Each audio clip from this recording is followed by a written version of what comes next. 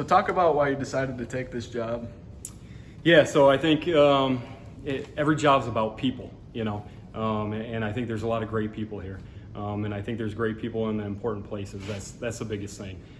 So I think with our superintendent, Mr. Platt, being a football guy, having coached football at Oak Ridge in the past, and coaching with Jack Sugars, and then our athletic director, Tim Hertzler, he has also played college football, and he's got a football background.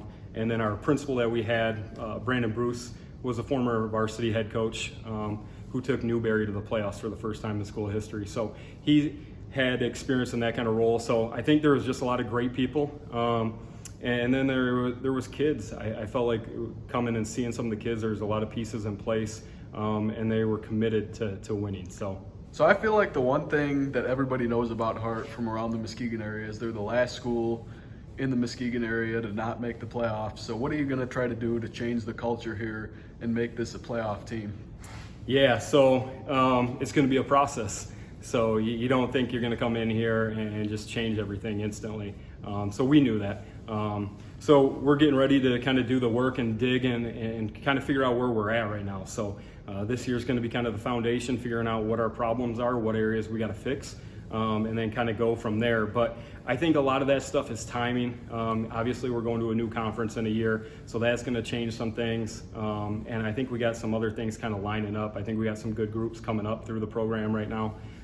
So we're just going to show up every day, and what we're saying is attack the storm. That's going to be kind of the focus of our culture, and that's just kind of no quit. We're going to face whatever our problems are, and we're going to go and handle our business, and we're not going to worry about the things we can't control. So there's going to be a lot of people saying we can't do a lot of things, and we're just going to focus on what we can do, and we're just going to keep hammering away every single day, trying to grow a little bit better.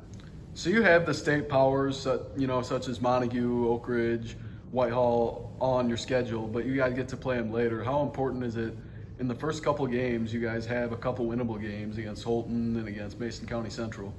Talk about how important those two games will be in the growth of your program. Yeah, I think anytime you're talking about a team that's been struggling, I think those week 1, week 2 games are critical. When you win early, it kind of changes the mindset and it solidifies that buy-in process that much quicker. So those games are definitely critical.